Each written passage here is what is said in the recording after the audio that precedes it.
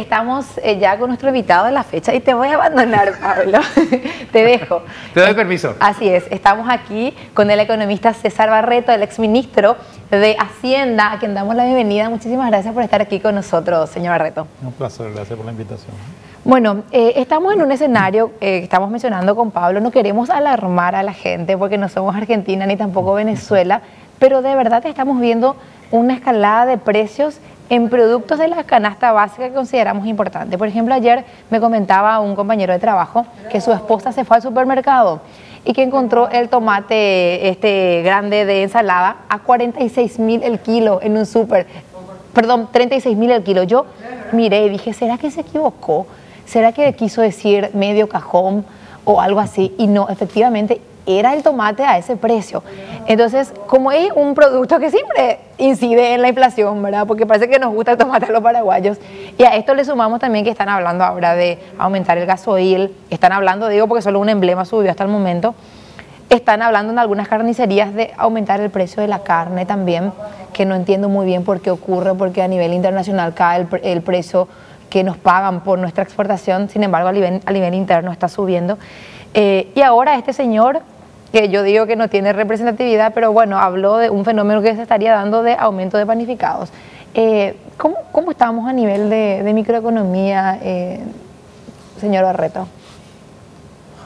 Bueno, le estaba escuchando a Pablo hablar un poco del entorno internacional. Se complicó mucho, es lo que está teniendo ciertos impactos en algunos sectores, ¿verdad?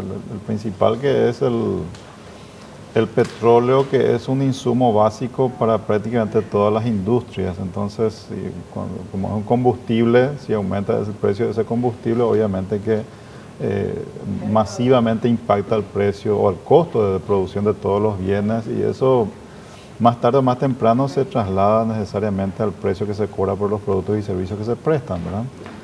Pero yo creo que esas cuestiones puntuales de un rubro, de un producto, qué sé yo, pueden obviamente sufrir este tipo de variaciones. De hecho, sufren todo el tiempo cambios drásticos. Por ejemplo, el petróleo había bajado el año pasado, me acuerdo, un 25% allá por más o menos septiembre, agosto, septiembre. Recuerdo. Ahora subió de vuelta al mismo nivel que tenía antes de esa reducción. Entonces, es normal que eso ocurra. Lo que creo que es importante contrapesar un poco, que en nuestro país, estas cuestiones que recibimos de afuera, finalmente entra al sistema económico paraguayo, que sabemos que es un país relativamente vulnerable todavía. Nuestra gente tiene ingresos reducidos, estas cosas le afectan, pero lo que un Estado puede hacer, que es manejar bien las políticas macroeconómicas, yo creo que eso lo seguimos haciendo bien, lo venimos haciendo bien hace muchos años, y eso mitiga un poco el impacto local de estas cuestiones, ¿verdad? Obviamente que el precio del petróleo va a tener consecuencia de que el precio del gasoil, de las naftas, de todos los combustibles va a tener que subir acá en los próximos días, en los próximos meses, pero va a tener que hacerlo, ¿verdad? Y si eso ocurre, el pasaje y si eso ocurre, el pasaje va a tener que subir. Nosotros estuve haciendo unos cálculos antes de venir aquí. Si sube más o menos lo que aumentó el precio del petróleo y el efecto del aumento del dólar también, tendría que subir entre un 10 y un 12% más o menos el precio de todos los combustibles, ¿verdad? Combinado el precio internacional más el aumento del dólar de estos últimos meses, ¿verdad? Y eso, el impacto directo que tiene la inflación, que es la nafta que yo compro y cuánto gasto en nafta todos los meses, o qué proporción de mi gasto es en nafta o en gasoil, más o menos implica en términos de la estructura de todos los gastos, de las compras que una familia hace, tipo medido por el IPC, el índice de precio del consumidor, sería más o menos una inflación del 0,6% más o menos en el gasto global de un consumidor, tipo del que consume la canasta del índice de precio del consumidor. Si sumamos a eso al pasaje, el efecto del pasaje es un adicional, sería más o menos, iría a 0,75, 0,80% más o menos en la estructura de gasto global de las personas. Y si sumamos todos los otros bienes, tendría que tener un impacto inflacionario en promedio en toda la economía de alrededor del 1 punto porcentual más o menos en los próximos meses. Eso no se da todo una vez.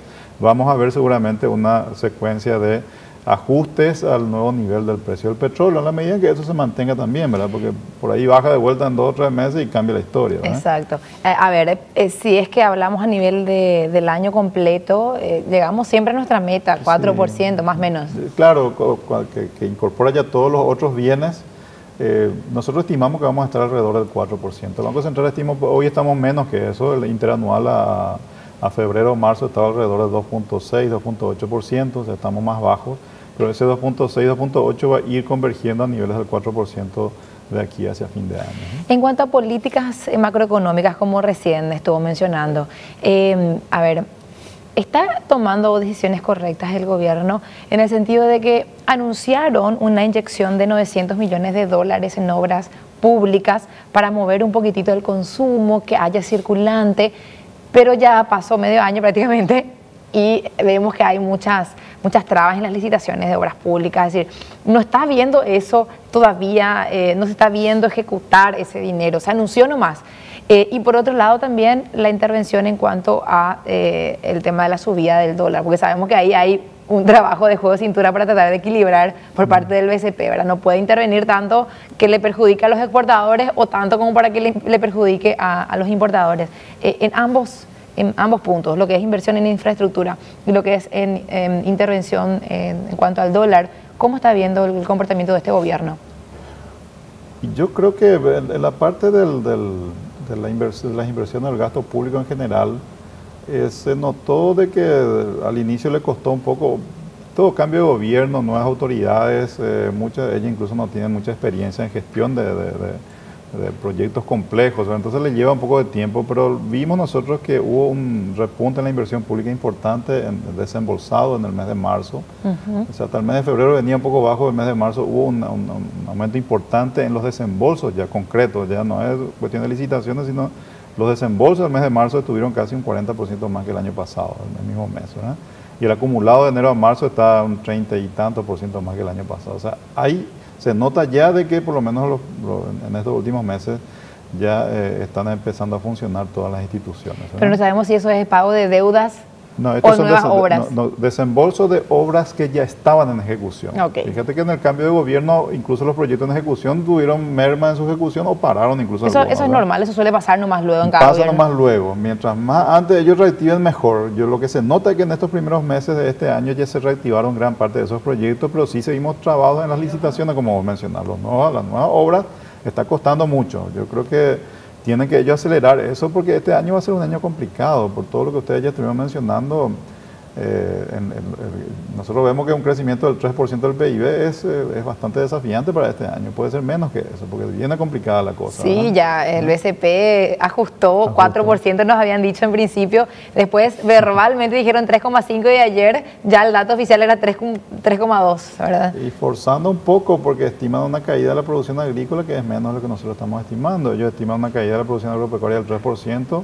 En nuestra estimación va a haber una caída del 7%. O sea, hay una diferencia ahí. O sea, yo todavía sigue más optimista que el resto en la producción agropecuaria. Y lo que yo estuve recorriendo la zona productora de soja y realmente el resultado no fue bueno, lastimosamente, ¿verdad? Por la soja principalmente, más que por la carne. Ambas cosas, pero la caída más importante es en la soja. En la carne va a haber caídas también, pero menos pronunciadas, ¿verdad? En cuanto al tema del dólar, que vemos que está incrementándose, leí un artículo en estos días que hablaba de, se espera cerrar el año con, ¿cuánto era? 6.300, puede ser, guaraníes por dólar. ¿Hay una intervención adecuada de parte del BCP en cuanto a eso? Bueno, el BCP, en lo concreto, para pintar un poco el cuadro más completo, es que al país, por la caída en la producción de soja, la caída en los precios de la soja y de la carne, le va a faltar este año 800 millones de dólares en total de divisas, más o menos. Que de alguna forma el mercado de divisas se tiene que acomodar a esa nueva realidad. O sea, vos estabas funcionando con unas compras más o menos de 12 mil millones de dólares por año, de repente te va a faltar 800 millones de esos 12 mil. Entonces algo se tiene que acomodar ahí, porque los números finalmente tienen que cerrar, ¿verdad? Nosotros estimamos que entre una caída en las importaciones, especialmente de bienes de capital, y combinado con la caída de los ingresos, en términos netos el Banco Central va a tener que vender este año entre 300 y 500 millones de dólares para que el mercado se acomode con un valor de tipo de cambio de alrededor de 6.350, 6.300, 6.400, en ese rango, ¿verdad? Que creemos es compatible con la meta de inflación del 4% que tiene el Banco Central. Tenemos que acordarnos que el Banco Central, su misión es mantener la inflación controlada. Su meta es 4%. Entonces, ellos tienen más margen para intervenir en el mercado de cambios si es que obviamente la inflación está baja, como ha sido en estos primeros meses. Para entender un poquitito en el lenguaje cristiano, como nosotros tenemos el ingreso de los dólares a través de la venta de nuestros productos, este año, como tenemos este resentimiento, va a entrar, entonces, como nos explica César Barreto, menos cantidad de dólares, aproximadamente 800 millones. Sí o sí hay que tirar al mercado estos dólares, ¿verdad? Así para es. que no falte y para que no se dispare. Así es. Y tampoco sacar demasiado porque también afectamos al otro lado. Ahora, cuando nosotros como consumidores, yéndonos a la vida práctica de esa persona que quiere, por ejemplo, endeudarse, en dólar o en guaraníes, porque la gente se pregunta, ¿qué tipo de decisión tomo? Por ejemplo, si compro un vehículo o una vivienda a largo plazo, ¿saco en guaraníes aunque me cobre más caro o saco en dólares ese tipo de productos?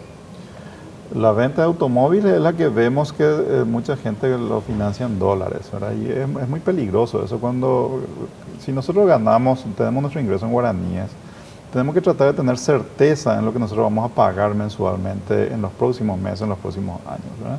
Si vos te endeudas en dólares, no tenés esa certeza porque variaciones del dólar van a afectar tu gasto cada mes, ¿verdad?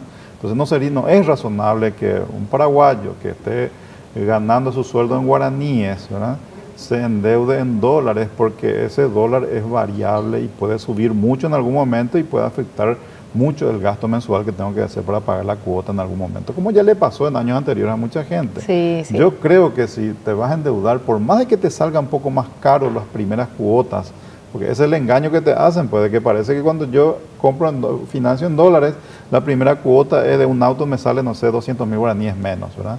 Pero ese 200.000 guaraníes menos puede resultar que en 6 meses nomás que estés pagando 1 millón de guaraníes más. Es muchísimo. Me imagino en 5 años, porque los vehículos cero, por ejemplo, te financian en 5 años. 5 años. En 5 años sí que obviamente que cualquier cosa puede pasar. Yo en todo este tiempo he dicho a la gente, no se endeuden más en dólares, ¿verdad? No se endeuden en dólares. Tomen compromisos en guaraníes, que es lo que finalmente porque eso te da certeza. Tu cuota de hoy va a ser 1 millón de guaraníes, dentro de 5 años va a seguir siendo 1 millón de guaraníes. Y esa certeza es muy importante cuando uno está planificando su futuro financiero, ¿verdad? Bueno, y volviendo a este tema de la canasta básica, veíamos el ejemplo del combustible, de por qué nosotros, como somos tomadores de precios, somos importadores, no podemos incidir mucho en eso. Pero en otros rubros, por ejemplo, el tema del tomate, entendemos que por una cuestión de la ley de la oferta y la demanda, si nuestra producción es limitada, nuestros precios se disparan. Entonces, por supuesto, el productor feliz porque le pagan más, pero el consumidor se resiente, entonces le pedimos siempre al Senave que entregue más a FIDI para que ingrese más producto de contrabando, de importación de extranjero, y no de contrabando como está pasando, porque cuando hay mucha diferencia de precio, cuando hay limitación en la cantidad, ingresa aunque no haya un pago de impuestos por estos productos frutícolas. Pero en el tema de la carne es difícil yo por lo menos no entiendo por qué es que nuestros productores de carnes dicen nos están pagando menos hoy por la carne que exportamos. Argentina, Brasil, que son también otros grandes productores, tienen otros precios más bajos y nosotros nos adecuamos también a eso para poder estar competitivos, y en comparación al año pasado tenemos mucho menor ingreso. Sin embargo, a nivel interno vemos que suben los valores para el consumidor final. ¿Cuál es la explicación lógica de eso? Bueno, la carne también se ha dolarizado mucho en su mercado ya en los últimos 6 o 7 años. Antes la carne era totalmente en guaraní, al ganadero se le pagaban guaraníes por el ganado, hoy el ganadero se le paga en dólares también, ¿no? O sea, la caída del precio de exportación es más o menos del 11 a 12% en estos primeros 3 meses respecto al año pasado.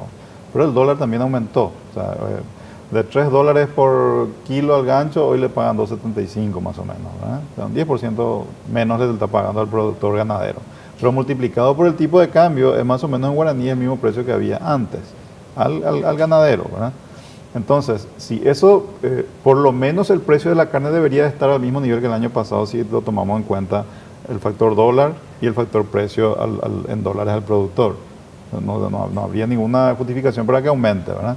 Ahora, yo creo que en este caso el gobierno tiene que, si hay estructuras de mercado que están concentradas, que puede ser que impacte la estructura de formación de precios, porque si no hay mucha competencia en alguna parte de la cadena, puede ser que haya fijaciones de precios que no estén relacionados con los costos en algún momento del tiempo, ¿verdad? Puede ser que esté ocurriendo. Si ocurre eso, lo correcto es que el gobierno tiene que abrir el mercado para que se pueda importar carne más barata de afuera. O sea, si se hace eso, hay que hacerlo, porque no hay otra forma de poder manejar cuando hay estructuras de mercado que son concentradas, ¿verdad? Esto no es una cosa fácil de manejar, hay que ser muy prudente en hacerlo, ¿verdad? Sí. Pero si hay abuso en eso, yo creo que el gobierno tiene que actuar, ¿verdad? Por último, aprovechando la presencia del exministro de Hacienda, estamos en un momento en que se está definiendo la reforma tributaria, en que hay una presión de parte de los empresarios, desacuerdos y acuerdos también, ¿verdad? Algunos estamos convencidos en que hay que avanzar en cuanto a aumentar los impuestos, o por lo menos que sea más equitativo, porque siempre cuestionamos el endeudamiento. Entonces tenemos dos fuentes: si no nos endeudamos, ¿de dónde vamos a sacar el dinero? Y bueno, vamos a tener que subir los impuestos. Entonces, César, ¿qué análisis o qué opinión le merece esta cuestión de la reforma tributaria, que se va a presentar el proyecto entre este viernes y el lunes, según nos anunció previamente el viceministro de Economía, Humberto Colmán? Bueno, yo creo que primero creo lo positivo que fue un proceso donde se discutió bastante, todos los sectores participaron. Comparativamente con casos anteriores, creo que es algo positivo en este caso concreto. Marta González, exactamente, que tenía un poco la visión de imponer las cosas y no discutir, ¿verdad? Pero en este caso hubo una discusión amplia y yo creo que nosotros necesitamos ir mejorando la calidad de los servicios, ¿verdad? O sea, tenemos que mejorar la educación, que sabemos que cuesta más plata, tenemos que mejorar la salud, sabemos que cuesta más plata. ¿Cómo financiamos esas cosas que son muy importantes para la gente? O sea, si nosotros no hacemos esos cambios para mejorar la calidad de estos servicios fundamentales, nuestro proceso de desarrollo, que es luego difícil, va a ser más difícil aún en los próximos años. Nosotros tenemos que hacer cosas importantes en esta área para poder avanzar, o seguir avanzando, ¿verdad? Por eso necesitamos financiarlo, como vos decís, no podemos financiarlo con deuda, o sea, no podemos endeudarnos para pagar más sueldo a los maestros, ¿verdad? Eso no es razonable. O sea, lo puede hacer un año, pero no puede hacerlo todo el tiempo, ¿verdad? Entonces, desde ese punto de vista hace falta más recursos. Lo que yo siempre he participado mucho en estas comisiones y he discutido mucho con el ministro de Hacienda en esto. Yo no estoy de acuerdo con cambios bruscos, pero sí con cambios moderados. Y creo que esta reforma es un cambio extremadamente moderado, incluso no es lo ni moderado, extremadamente moderado. Que lo único que estamos haciendo es algo con lo cual yo estoy de acuerdo. Primero, todos los sectores tienen que tener la misma carga tributaria. El sector agropecuario no puede tener una carga menor que el resto de los sectores. O sea, ¿por qué la industria, el comercio y los servicios tienen que tener una carga mayor que el sector agropecuario? Entonces, eso hay que igualar, claro, por una cuestión de justicia nomás luego, ¿verdad? Y segundo, yo creo que los que tenemos más ingresos tenemos que pagar más impuestos que los que tienen menos ingresos, que es una visión de integración social básica, digamos, ¿verdad? Que esto está resuelto casi en todo el mundo, pero todavía nosotros no, porque nuestro sistema tributario viene de uno muy arcaico, muy regresivo incluso, que los pobres pagaban menos impuestos que los ricos. Hoy más o menos estamos equilibrados, pero tenemos que pasar a un estadio en el que los que tenemos más paguemos más que los que tienen menos. Moderadamente, yo no digo que haya que hacer cambios bruscos, ¿verdad? Ese es el impuesto a la renta personal recaudatorio. El impuesto a la renta personal recaudatorio, que implica que vamos a tener un sistema tributario más justo, en el que los que tenemos más, yo me incluyo allí porque yo voy a pagar más, pero creo que es justo que yo pague más que otro que tiene mucho menos ingresos que yo. Esos son los cambios que están acá. Después el resto del selectivo al consumo, eso ya es una discusión más puntual con cada uno de los sectores, pero lo general, lo que impacta al régimen en general, es básicamente que el sector agropecuario pague lo mismo que el resto de los sectores y que los que tenemos más paguemos más que los que tienen menos, ¿verdad? Que me parece que es justo. Así mismo. Muy bien. El economista César Barreto, exministro de Hacienda, aquí compartiendo también con nosotros en esta media mañana. 10:26, si la miopía no me falla. Quédense con nosotros, que enseguida volvemos con mucho más.